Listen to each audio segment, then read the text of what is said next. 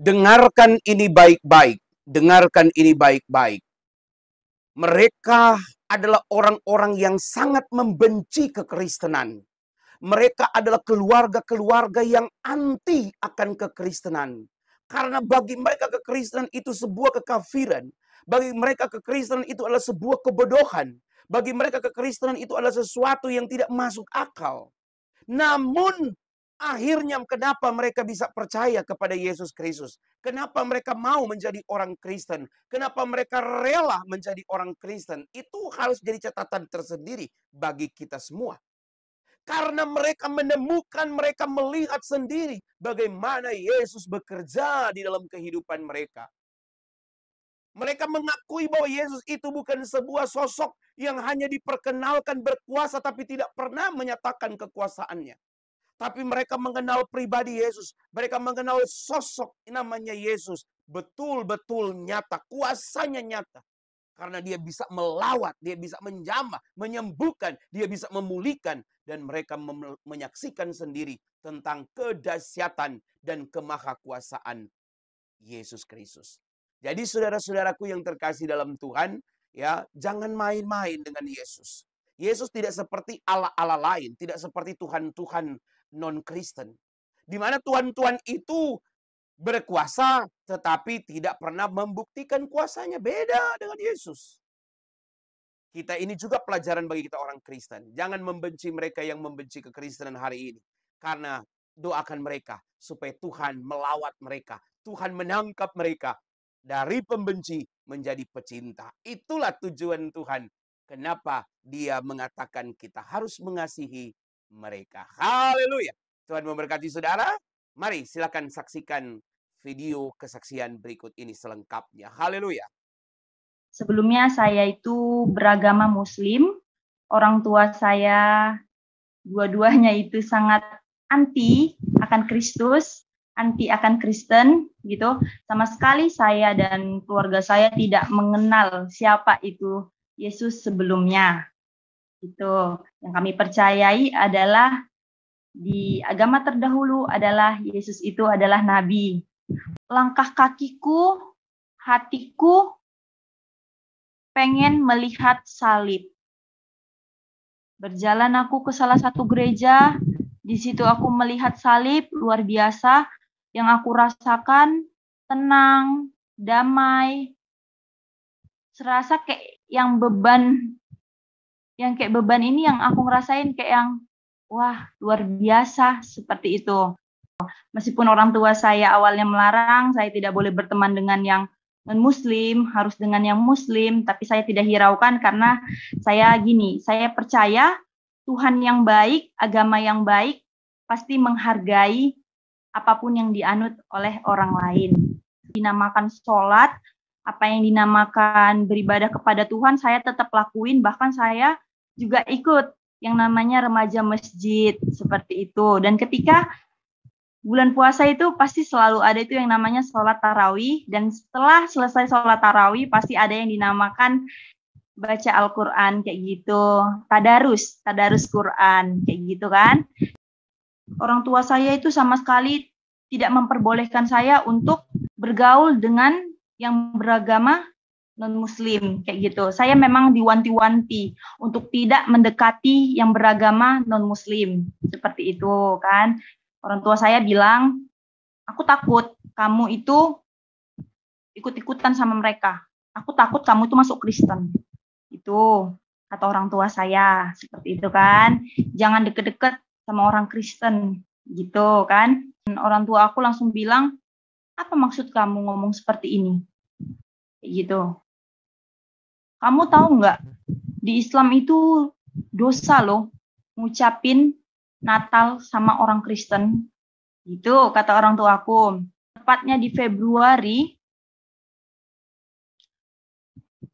aku langsung didatangi lewat mimpi sosok cahaya putih, bersih, wangi, yang bikin mata aku itu silau, kayak gitu kan. Terus cahaya putih itu berkata, Akulah jalan kebenaran dan hidup, dan tidak ada yang datang kepada Bapa jika tidak melalui aku.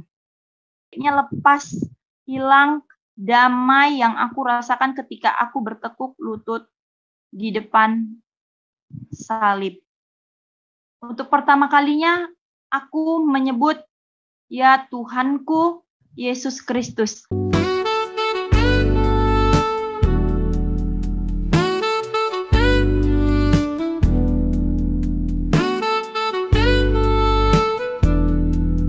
Awal saya mengenal Kristen, awal saya mengenal Kristus sangat panjang, dan saya akan menceritakan bagaimana latar kehidupan saya terlebih dahulu ya. Ya, sebelumnya saya itu beragama Muslim. Orang tua saya dua-duanya itu sangat anti akan Kristus, anti akan Kristen gitu. Sama sekali saya dan keluarga saya tidak mengenal siapa itu Yesus sebelumnya. Itu yang kami percayai adalah di agama terdahulu adalah Yesus itu adalah nabi, bukan Tuhan. Gitu ya. Gini, jadi ketika saya dari SD saya sudah disekolahkan di sekolah Tionghoa. Orang tua saya padahal kemarin sempat menyuruh saya untuk yang namanya sekolah keagamaan, kayak gitu. Tapi saya menolak, saya merasa untuk apa seperti itu kan. Jadi saya memutuskan untuk memilih SD-nya di sekolah Tionghoa, SMP-nya saya ambil di negeri, dan di SMA-nya saya juga mengambil negeri. Seperti itu. Ya, terus dari SD, SMP, SMA saya berbaur dengan teman-teman saya yang beragama non-Muslim. Seperti itu. Meskipun orang tua saya awalnya melarang, saya tidak boleh berteman dengan yang non-Muslim, harus dengan yang Muslim, tapi saya tidak hiraukan karena saya percaya Tuhan yang baik, agama yang baik, pasti menghargai apapun yang dianut oleh orang lain. Seperti itu ya. Terus dilanjut di tahun ke tahun saya semakin hari semakin bertumbuh, dan saya termasuk orang yang nggak paham-paham kali sih memang benar sama agama, cuman apa yang dinamakan sholat, apa yang dinamakan beribadah kepada Tuhan saya tetap lakuin, bahkan saya juga ikut yang namanya remaja masjid seperti itu. Dan ketika bulan puasa itu pasti selalu ada itu yang namanya sholat tarawih, dan setelah selesai sholat tarawih pasti ada yang dinamakan baca Al-Quran kayak gitu, tadarus Quran kayak gitu kan. Nah, sama sekali orang tua saya tidak pernah mengajarkan saya yang namanya gimana ya. Orang tua saya itu sama sekali tidak memperbolehkan saya untuk beribadah untuk bergaul dengan yang beragama non-Muslim kayak gitu. Saya memang diwanti-wanti untuk tidak mendekati yang beragama non-Muslim seperti itu kan. Orang tua saya bilang, aku takut kamu itu ikut-ikutan sama mereka. Aku takut kamu itu masuk Kristen. Itu kata orang tua saya seperti itu kan. Jangan deket-deket sama orang Kristen gitu kan. Dengan berjalannya waktu terus berlalu, masuklah saya kuliah di perguruan di kota saya. Dan di perguruan di kota saya bertemu dengan lelaki yang beragama non-Muslim, dan saya menjalin hubungan dengan dia sekitar 1 tahun lebih seperti itu kan. Dia beragama Katolik, saya beragama Muslim, bisa dibilang hubungan kami adalah hubungan yang berbeda agama. Seperti itu. Lamban laun, saya merahasiakan hubungan saya, orang tua saya melarang, gitu kan, orang tua saya melarang, dan akhirnya ya tahu, abis itu mereka langsung melarang kayak gitu, untuk kamu memang bodoh ya, kayak gitu loh. ngapain kamu pacaran sama orang Kristen? Kayak nggak ada laki-laki lain aja. Itu kata orang tua saya. Padahal di situ saya sama sekali kayak yang meyakinkan orang tua saya, aku bakal bawa dia itu ke Islam. Seperti itu. Gitu kan. Nah, setelah saya menjalani hubungan dengan lelaki yang saya temui di waktu kuliah, dia tipikal orang yang kurang rajin dalam beribadah, gitu kan. Nah, saya selama menjalin hubungan dia, saya selalu dari awal kami pacaran sampai kami berakhir pacaran pun, saya tetap mengingatkan dia untuk terus beribadah, gitu. Dan kalau untuk di Katolik ya, kalau nggak salah itu setiap malam minggu itu pasti selalu ibadah dan di hari minggunya juga dilanjut ibadah. Nah, dia itu paling males, mageran gitu, kalau yang namanya ibadah, kayak gitu kan. Sampai sewaktu-waktu saya sempat bilang sama dia, kamu kenapa nggak ibadah? Dia bilang, udahlah, males, kayak gitu kan. Ya udah, ayo ibadah, biar aku yang temani kamu ibadah. Aku temani kamu ke gereja. Nggak apa-apa deh, aku nunggu di luar, yang penting kamu gereja dan kamu beribadah. Aku bilang seperti itu sama dia, kan. Terus dilanjut, karena saya sering ngomong seperti itu, mungkin dia yang kayak bosan gitu lah ya kan. Jadi terakhirnya kayak yang udahlah diikuti aja daripada itu terus yang dibilang, mungkin dengan seperti itulah dia akhirnya mau untuk beribadah. Benar, saya temani dia beribadah, saya tunggu dia di luar gereja, saya biarkan dia beribadah. Saya tetap tunggui dia, kayak gitu. Sama sekali saya tidak mengenal sebelum-sebelumnya, sama sekali saya tidak mengenal siapa itu Yesus, seperti itu. Nah, dilanjut, selama kami menjalin hubungan, sama sekali dia tidak pernah membahas-bahas tentang isi-isi Alkitabnya, tentang ketuhanannya, sama sekali tidak ada membahas itu. Itu. Tiba di waktunya Natalan, aku ngucapin sama dia, aku bilang selamat hari Natal, kayak gitu kan. Dan di saat itu orang tua aku ngelihat, terus orang tua aku bilang gini, kenapa kamu masih berhubungan sama dia? Gitu. Bisa dibilang kayak hubungan kami itu backstreet gitu. Awalnya aku sih janji sama orang tua aku bahwasannya aku sama dia itu, oh ya udah, aku udah putus sama dia, kayak gitu kan. Aku sama dia terakhirnya menjalani hubungan yang namanya backstreet.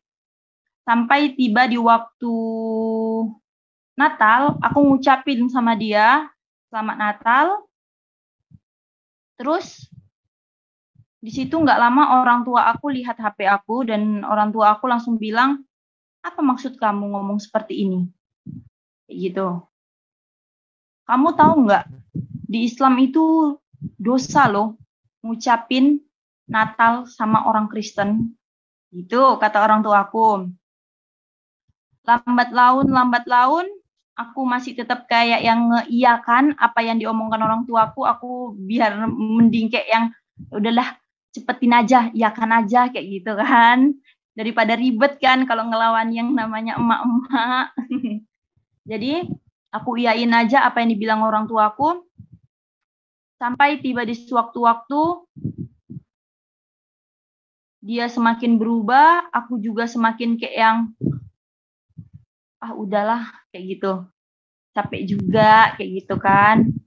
Aku sewaktu-waktu nanya tujuan hubungan ini kemana, yang awalnya dia memilih mau masuk Islam, tiba-tiba dia berubah pikiran, tidak mau melanjutkan. Ya udah, jadi jalan tengahnya adalah kami memutuskan hubungan. Seperti itu. Nah, setelah aku putus sama dia sekitar 1 tahunan lebih, sama sekali aku tidak ada mengenal laki-laki, sama sekali aku tidak tahu menau. Sewaktu-waktu di tahun 2020, tepatnya di Februari, aku langsung didatangi lewat mimpi sosok cahaya putih, bersih, wangi yang bikin mata aku itu silau, kayak gitu kan.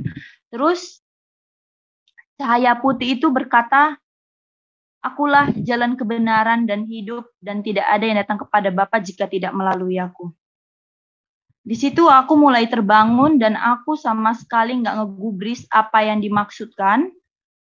Nah, dan di situ aku berniat tidur lagi. Aku anggap aja itu bunga tidur.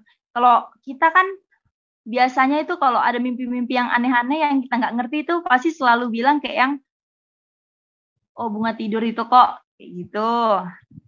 Next, di hari selanjutnya, aku tidur lagi, dan sosok itu datang lagi. Dan sosok itu berkata, akulah jalan kebenaran dan hidup, dan tidak ada yang datang kepada Bapa jika tidak melalui aku.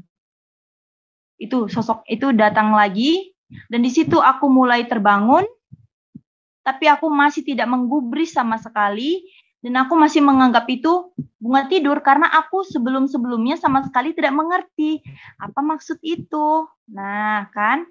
Next, di hari ketiga, sosok itu datang lagi. 3 hari berturut-turut aku didatangi sosok itu. Nah, sosok itu datang lagi dan berkata, hak-hakmu telah terjamin olehku, ikutlah denganku. Nah, di situ aku mulai terbangun, aku mulai menggubris, dan aku mulai mencari tahu itu semua lewat dari Google. Apa yang terjadi di mimpiku 3 hari berturut-turut itu aku mulai cari lewat Google, dan aku mulai deg-degan. Nah, benar. Ternyata yang keluar dari Google itu, pencarian aku itu adalah ayat-ayat Alkitab. Bisa dibilang kayak firman Tuhan gitu. Aku di situ langsung heran. Loh, kok bisa ya? Kan aku sebelumnya nggak tahu itu apa maksudnya, kayak gitu kan. Aku juga nggak ngerti apa ini, kayak gitu. Setauku di kitabku itu nggak ada bahasa seperti itu. Ya, aku di situ ngerasa kayak yang, apa sih ini, kayak yang bingung gitu, kayak bingung, kayak yang mau, masa sih kayak gitu? Serius? Kayak gitu, langsung kayak gitu. Sedangkan sebelumnya, sewaktu aku menjalin hubungan itu, sama sekali dia tidak pernah membahas tentang agamanya. Seperti itu. Nah, dilanjut, tepat di April, pada saat itu masa-masa sedang COVID.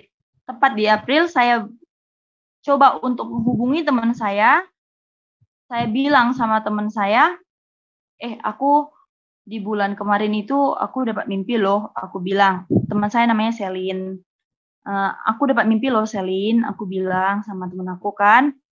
Dia berhubung agamanya Katolik, jadi aku tanya sama dia apa maksudnya. Terus aku tanya sama dia, gimana ya Selin, kayak gitu kan. Selin, apa sih maksud dari mimpi aku? Aku tanya gitu kan sama Selin. Terus Selin jawab, wah puji Tuhan, kamu didatangi langsung sama Tuhan Yesus. Kamu dilawat langsung sama Tuhan Yesus. Kamu dipilih secara langsung sama Tuhan Yesus.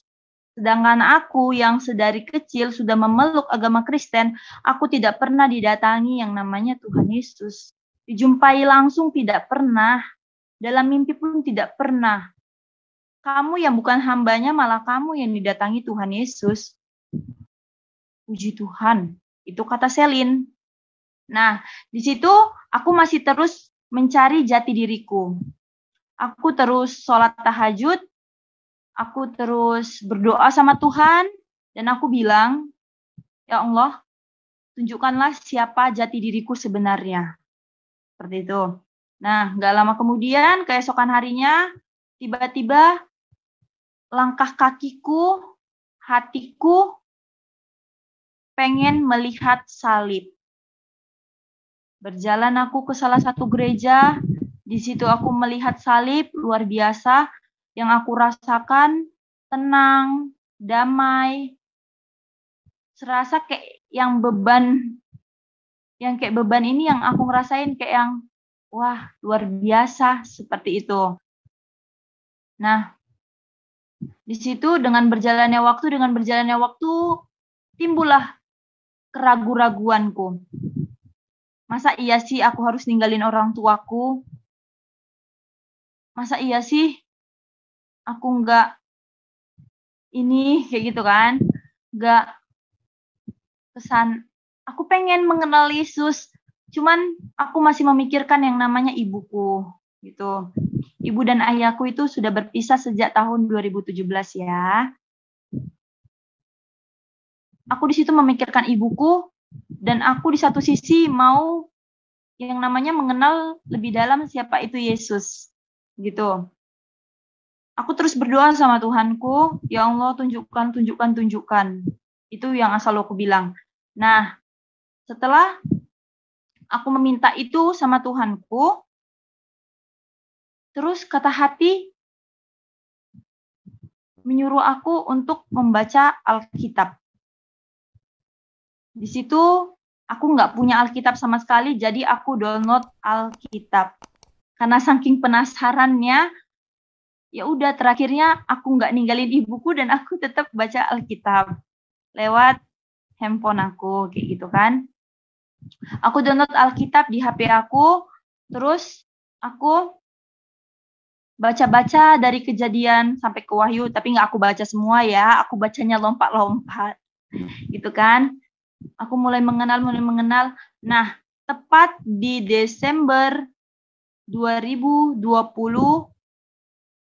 di tanggal 13, aku memutuskan untuk ke gereja pertama kalinya, masuk ke dalam gereja pertama kalinya. Di situ aku bertekuk lutut, aku nangis sejadi-jadinya, kayak yang ketika aku masuk ke dalam gereja, serasa aku itu, badan aku itu dingin semuanya, kayak sejuk, kayak beban semua apa yang dirasakan kayaknya lepas, hilang, damai yang aku rasakan ketika aku bertekuk lutut di depan salib. Seperti itu. Aku terus meminta sama Tuhan. Di situ, untuk pertama kalinya, aku menyebut, ya Tuhanku, Yesus Kristus. Padahal di situ aku belum dibaptis. Tapi aku sudah bilang, ya Tuhanku, Yesus Kristus. Aku mempercayai Engkau juru selamatku. Di situ aku bilang, serasa kayak lagi curhat gitu sama Tuhan. Sendiri di ruangan sendiri, nggak ada orang sama sekali. Aku berbicara seperti itu sama Tuhan. Aku bilang sama Tuhan, ya Tuhanku, Yesus Kristus, juru selamatku, jalan mana yang harus aku pilih? Itu yang aku bilang sama Tuhan di altar itu. Nah, dengan berjalannya waktu, aku nangis di depan salib itu, nangis sejadi-jadinya, tepatnya di altarnya ya. Aku nangis sejadi-jadinya, kayak yang, Tuhan, kayak gitu, aku bukan hamba-Mu. Aku bersyukur aku Engkau pilih, kayak gitu. Aku bersyukur aku itu Engkau pilih, gitu kan. Dengan berjalannya waktu, aku mulai tidak untuk yang namanya sholat lagi. Karena aku di situ sudah memantapkan bahwasannya Yesus adalah Tuhanku. Gitu. Nah, terus di saat ada ibadah, aku mulai tanya-tanya ibadahnya masuk jam berapa, dari jam berapa ke jam berapa. Terus ibadah di kota aku itu ada 3 sesi. Kebetulan aku gerejanya gereja adat ya, di gereja GKPI Kisaran. Aku gereja adat. Aku mulai tanya-tanya sama posternya, ibadahnya mulai dari jam berapa ke jam berapa. Nah, di situ tepatnya detik-detik sebelum Natal, sebelum Natal aku sudah bergereja duluan, terus Sewaktu Natal di tahun 2020, aku mulai ikut Natal. Ya, terus dengan berjalannya waktu semenjak di situ aku mulai bergereja. Nah, tepat di tanggal 26-nya ada itu ibadah juga. Di situ aku dalam posisi kerja juga. Kerjaan aku juga tidak mendukung ya. Kurang baik sih menurut aku ya. Padahal pekerjaanku ini yang punya adalah seorang Kristen. Cuman ketika aku izin sama dia untuk beribadah di tanggal 26-nya itu, dia melarang aku. Jadi dalam untuk hal ibadah aja aku dilarang, gimana untuk hal yang lain? Seperti itu kan. Jadi di situ aku memutuskan untuk resign dari pekerjaanku. Aku lebih memilih, ya lebih bagus aku ibadah daripada aku harus kerja. Aku ibadah untuk Tuhan. Aku percaya kok pasti Tuhan tolong, meskipun aku belum dibaptis. Ya, benar. Dengan berjalannya waktu, apa yang selama ini aku pikirkan akhirnya kejadian. Orang tuaku tahu dan ternyata orang tuaku udah mulai melihat perubahanku. Kenapa dia udah mulai lepas jilbab ya? Karena aku kemana-mana itu selalu pakai jilbab. Kenapa dia udah mulai lepas jilbab ya? Kenapa dia berpakaian seperti itu ya? Kenapa dia kok jam segini udah keluar kayak gitu? Kok jam segini udah pakaian rapi kayak gitu? Sempat di situ ibu aku bilang, "Kau mau kemana, Kak? Mau gereja?" Dia ngomong seperti itu. Aku nggak tahu entah kenapa tiba-tiba ibu aku bilang seperti itu. "Kau mau ke gereja?" Padahal di situ aku sama sekali belum ngomong bahwasannya aku itu sudah selama ini sudah bergereja kayak gitu kan. Aku masih menutupi untuk orang tuaku itu jangan tahu kayak gitu. Ternyata Tuhan berkata lain. Ada dari pihak orang tuaku, ada yang orang tuaku nyuruh seseorang untuk mata-matai langkah kakiku itu kemana gitu. Nah, yang memata-matai ini pun sampai akhirnya mereka nekat juga ikut masuk ke dalam gereja. Dan di saat itu, besoknya, hari ini aku gereja, besoknya itu orang tua aku langsung nyidang aku. Aku disidang sama orang tua aku, dikirimkan fotoku sedang bergereja sama orang suruhan dari orang tuaku ini. Padahal itu aku nggak tahu bahwasannya aku tuh dimata-matai gitu kan. Ternyata di situ orang tuaku bilang, apa maksud dari ini semua? Itu kata orang tuaku. Dengan lantang di situ aku bilang, aku minta maaf. Maaf aku udah ngecewain. Aku minta maaf yang sebesar-besarnya sama mama. Aku yakin untuk memutuskan masuk Kristen. Aku percaya Yesus itu Tuhan. Di situ mamaku langsung jantungan, langsung kambuh jantungnya, dia kan ada sakit jantungnya ya, langsung kambuh jantungnya, dia langsung bilang, aku nggak percaya kau seperti itu. Yang ku kenal kau adalah pribadi yang mau sholat, kau anak yang paham agama, kau pinter ngaji, kau udah hafal Al-Quran, kau udah ikut MTQ, kenapa kau milih berpindah agama? Di situ rasanya kayak yang perasaanku kayak yang, oh Tuhan, jangan sampai mamaku meninggal hanya karena tahu aku berpindah agama. Di saat itu semua jadi berubah. Di situ langsung orang tuaku, mamaku, nelpon ayahku, karena posisi mama dan ayahku kan udah nggak serumah, mereka sudah bercerai. Langsung nelpon ayahku. Di situ ayahku kayak yang ngecat aku langsung, kayak yang bilang, ya udah itu terserahmu. Itu kata ayahku kan, kalau kamu pindah agama terserahmu.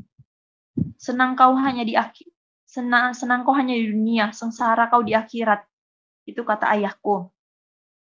Gak lama, selang beberapa jam, aku disuruh mamaku masuk ke kamar. Ya, aku masuk ke kamar. Ternyata aku di situ dikunci di kamar sama mamaku.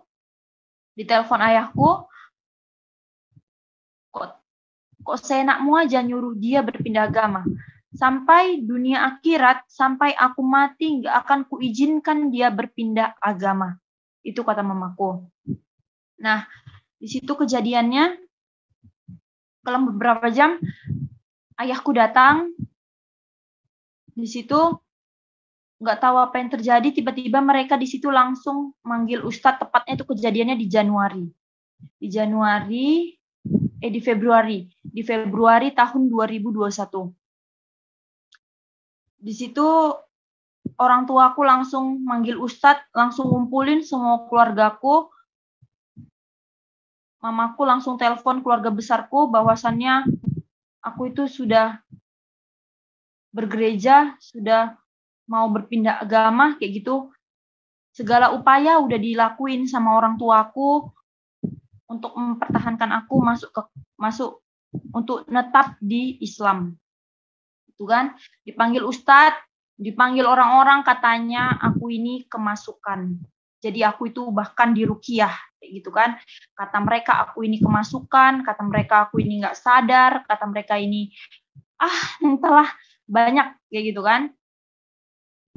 Tiba di sewaktu-waktu aku disidang sama orang tuaku.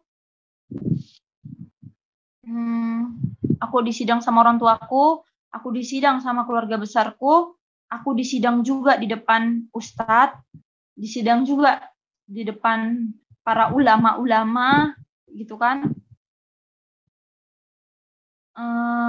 Ulama-ulama yang ada di kotaku. Terus di sana mereka menyidang aku, kenapa kau bisa percaya Yesus itu Tuhan?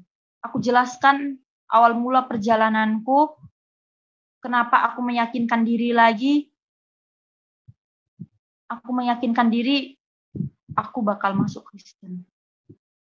Nah, di situ mereka beranggapan itu semua bohong.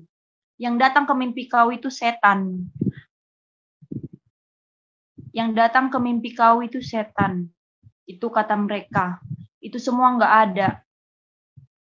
Aku nggak percaya itu semua nggak ada. Itu yang mereka bilang. Dan di saat itu aku tetap bersikeras bilang Yesus itu juru selamat. Aku bersikeras bilang Yesus itu penyelamatku, dia juru selamatku, Yesus itu adalah Tuhan. Mereka tetap bersikeras, enggak, itu bukan Tuhan. Yesus itu bukan Tuhan, yang disalib itu Yudas. Yang disalib itu Yudas. Itu kata mereka. Nah, di agamaku sebelumnya mereka percaya bahwa Yesus itu adalah Nabi Isa. Nabi, bukan Tuhan. Seperti itu.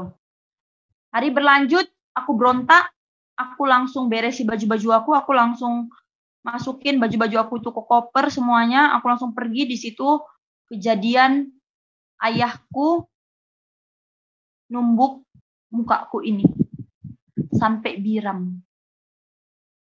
Nah, di situ aku diseret, dimasukkan ke kamar, kamarku dikunci, nggak dikasih keluar sama sekali. Aku hanya bisa keluar untuk makan, tidak untuk keluar rumah. Bisa dibilang aku dikurung. Selama 5 hari aku dikurung di kamar sama orang tuaku.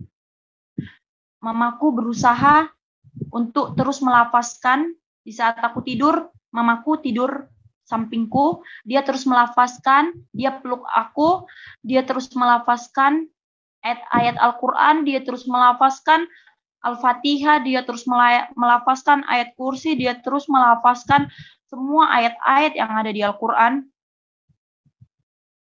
Bahkan dia bilang, nak, gak akan masuk Kristen kok kan? Aku di situ berdoa lagi, aku berdoa lagi sama Tuhan. Aku berdoa lagi sama Tuhan Yesus. Ya Tuhan, harus jalan seperti apa yang aku ikuti? Jalanmu atau kemauan orang tuaku? Ya, dengan spontanitas keesokan harinya, orang tuaku, mamaku terus berusaha untuk menguatkan imanku untuk tetap berada di Islam. Aku sama sekali niat di dalam hatiku sedikit pun tidak ada untuk bertahan lagi di Islam. Aku yakin, seyakin-yakinnya aku masuk Kristen. Nah,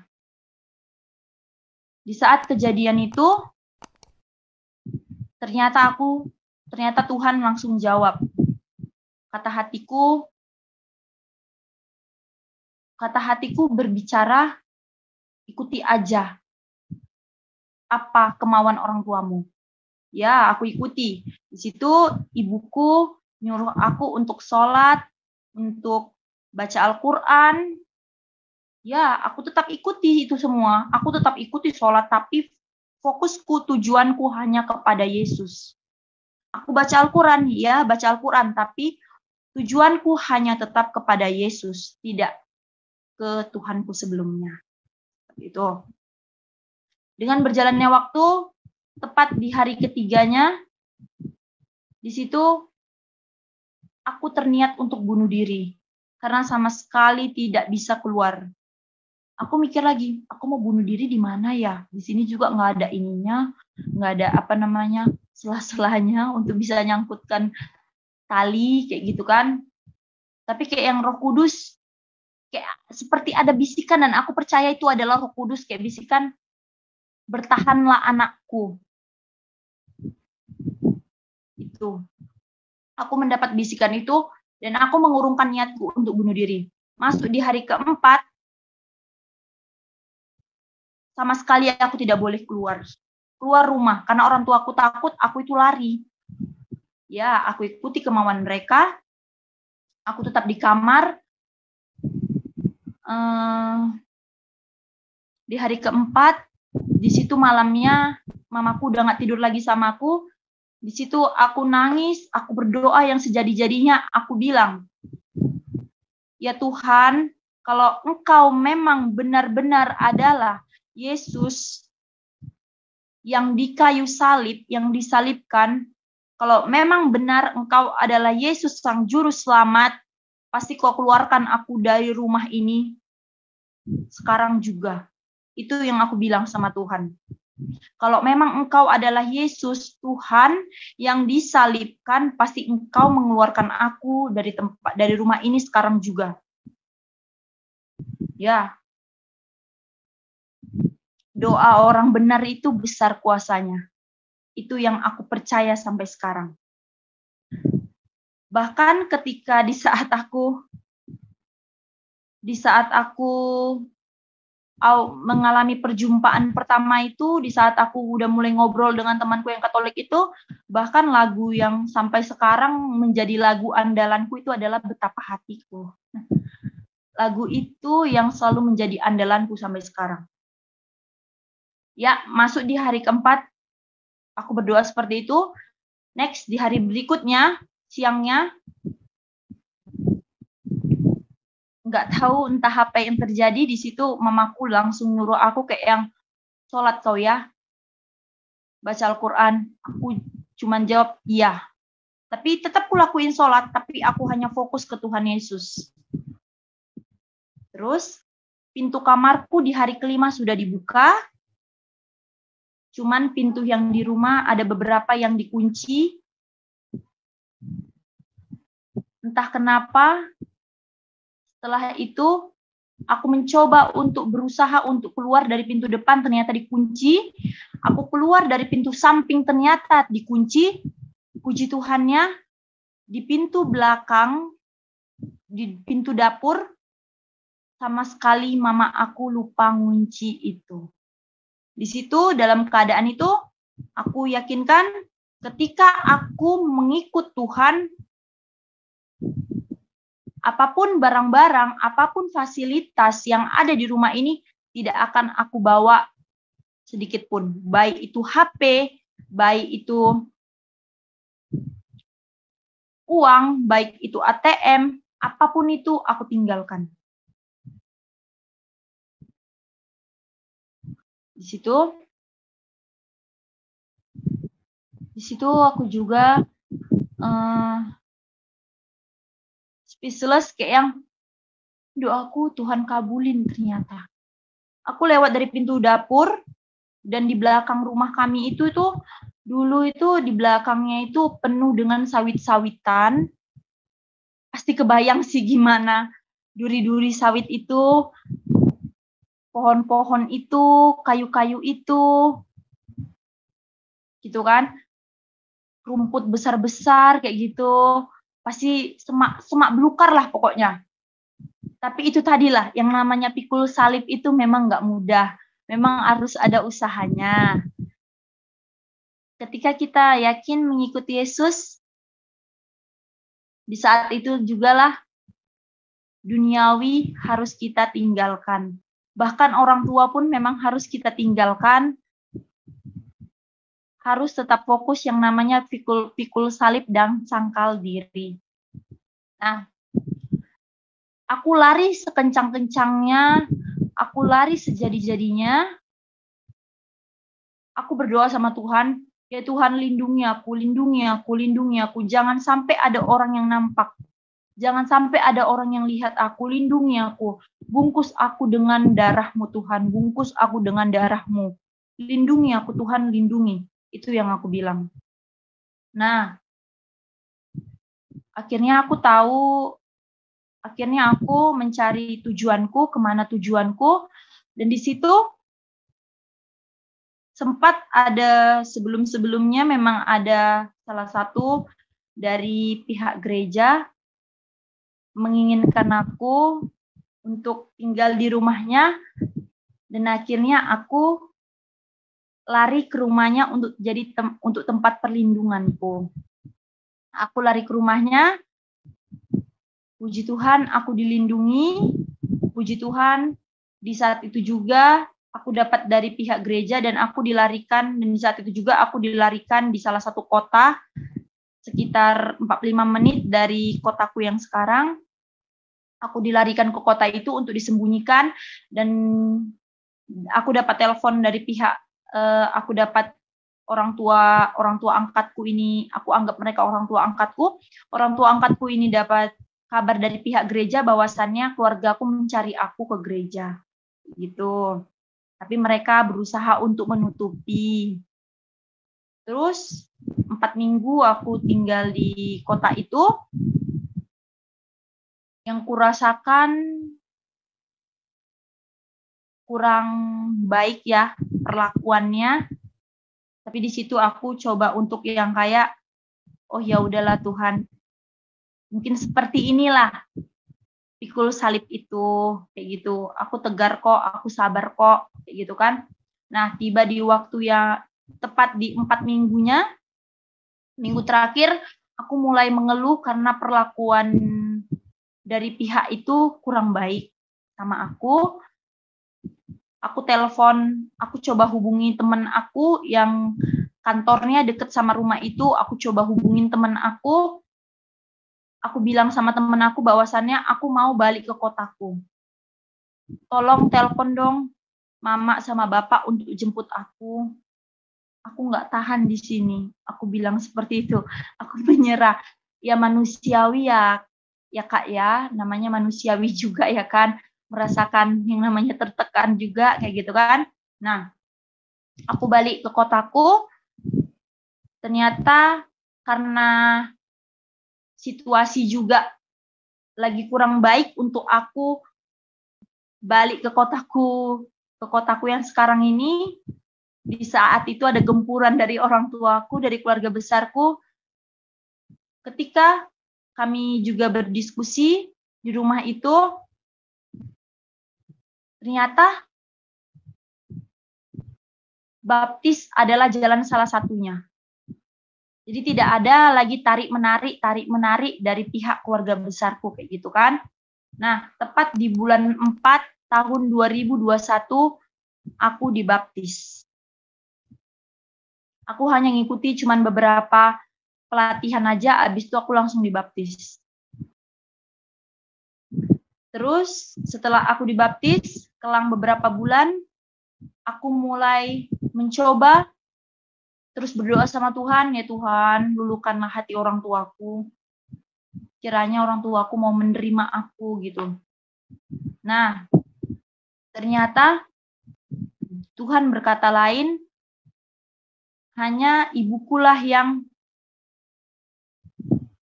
bisa Tuhan luluhkan hatinya, tidak untuk ayahku. Tapi aku tetap bersyukur, akhirnya ibuku perlahan-lahan dengan berjalannya waktu mulai menyetujui, gitu kan. Memang awal-awal itu hubungan kami kurang baik dan dia terus kayak berusaha untuk ngajak aku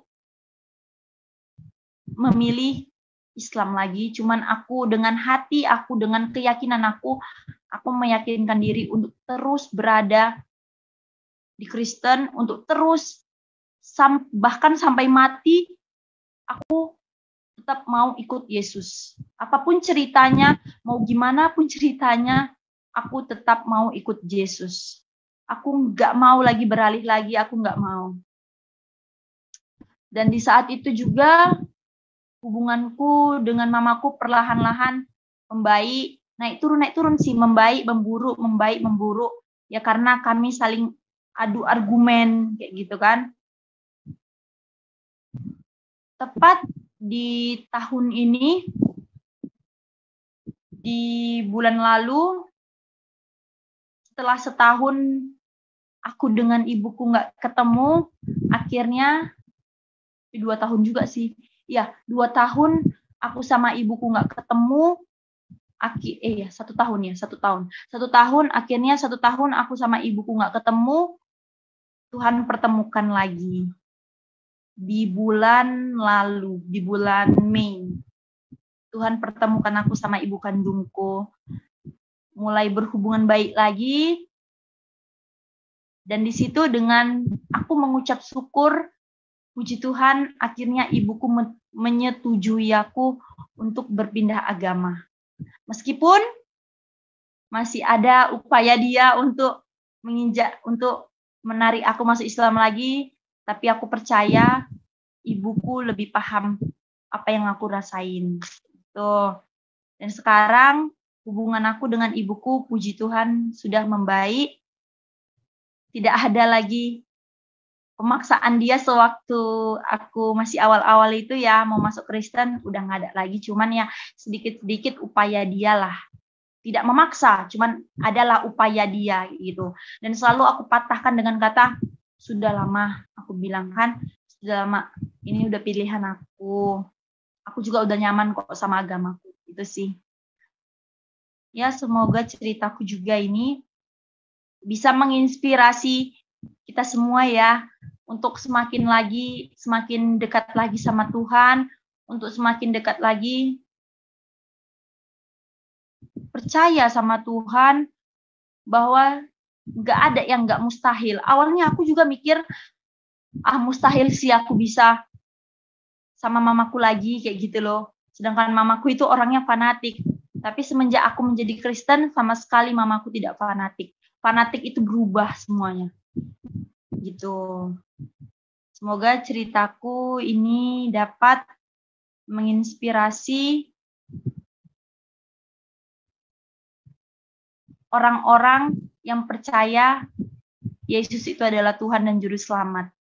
Untuk semakin percaya lagi, untuk semakin yakin lagi, jangan pernah kita malu untuk mengakui Yesus itu adalah Tuhan. Jelas sudah di firman Tuhan dikatakan, beritakanlah Injil sampai ke seluruh dunia. Seperti itu. Tetap yakin, tetap percaya.